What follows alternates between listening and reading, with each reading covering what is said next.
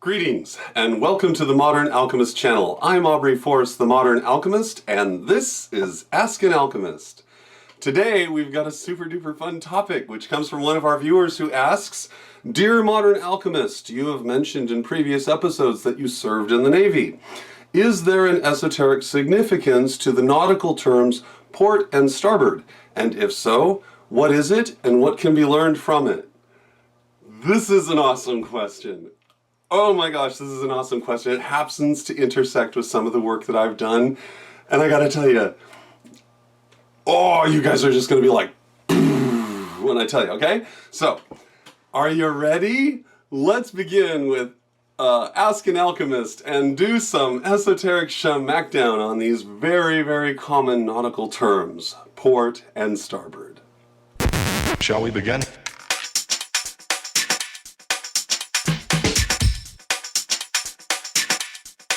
Let's begin now.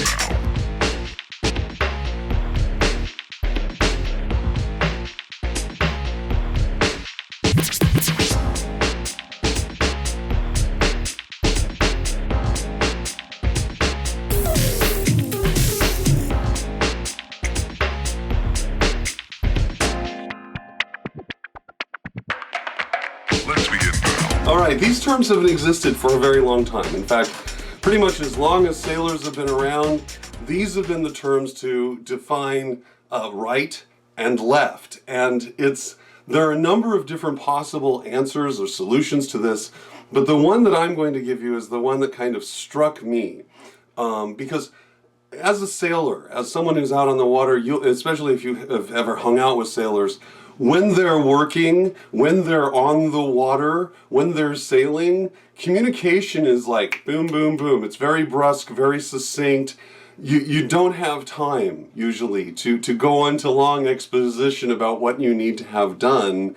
You'll fasten this, tighten that, use this knot, get that secured over there. I mean, on the port side, on the starboard side, the language itself is descriptive. But one other thing that most people don't recognize is that people who serve in the Navy, especially in our Navy, and I'm certain every other Navy around the world, there is massive tradition associated with being in the military. Very, very important. From the uniforms which are worn, to the designation of rank, to the progression of elements as you go through the ranks, all of it. It's all very, very, very esoteric. But with regard to this question, indeed, it tells us something about ourselves, and it reveals something about a history that has been concealed from us, but in recent weeks in the news, you've seen a lot about it. So let's begin. Let's talk about it. The first thing you need to understand, now that I've laid all that down for you, is then what exactly is being described? If you were to literally describe the word port, it means that it's an ingress. It's a place that you go, usually to stop moving, right? Teleportation brings you from one porthole to another. If you have something which is portable, it means that you can pick it up, move it, and set it down someplace else. But it's always assumed that when you are in port, or if you put something into a port, that it's secured, it's still, it's stationary. Got it? So to a sailor, that's very important to know which direction the port is going to be, or the port in a storm is going to be. That's the thing that will save my life as a sailor. Similarly, understanding direction is important. So understanding where the sun is relative to my position might help me orientate myself during the daytime, so that by the time nightfall comes, I can actually do some serious navigation by looking up at the stars, okay? But daytime navigation is where this is important. So when you think about that, when you think about, okay, then I would need to point left if I want to always point to home. I'm pointing this way to the subjective left.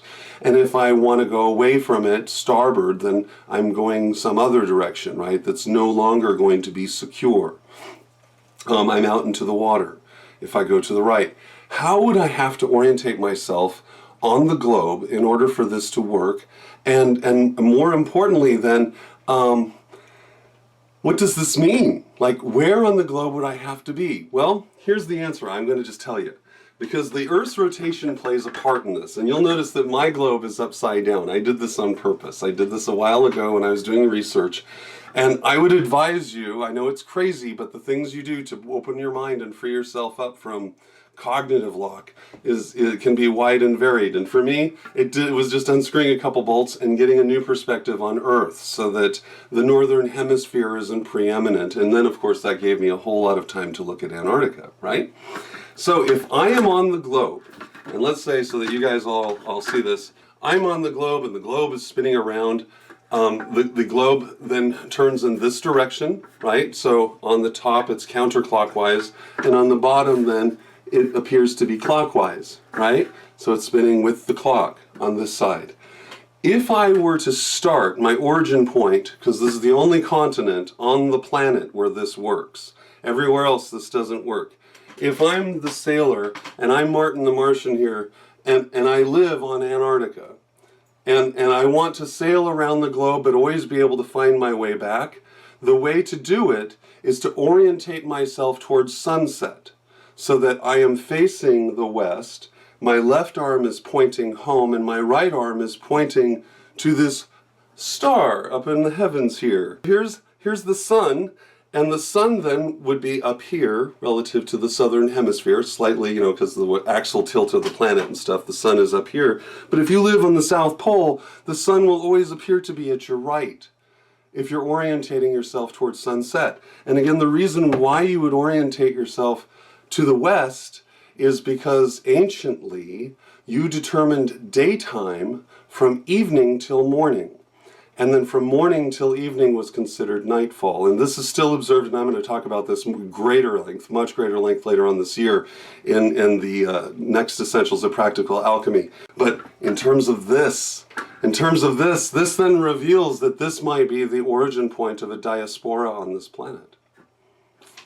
It might also explain why there's so much activity going on in Antarctica, and why, of course, if you do any serious research, you run into a wall almost immediately.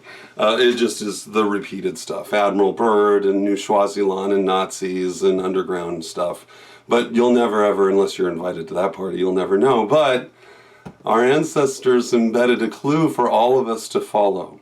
And the following of that clue is, if you want to go home, if you want to go to the original port, my bet is the original port is in Antarctica. And that's where all the goodies are. So that's it. That's the answer to your question. What do you guys think? Kind of, but that's at least when I realized that, as I was working through and I was looking at the globe and I'm thinking, this has to work, but it has to work in one way only, because, you know, the planet rotates and is round. So that then totally gives you that clue. And it's awesome. All right, thank you for an excellent question. I'm Aubrey Forrest, the Modern Alchemist, and this has been a very brief but super exciting Ask an Alchemist. And today, we talked about the esoteric significance of the nautical terms port and starboard. I'll be talking to you soon.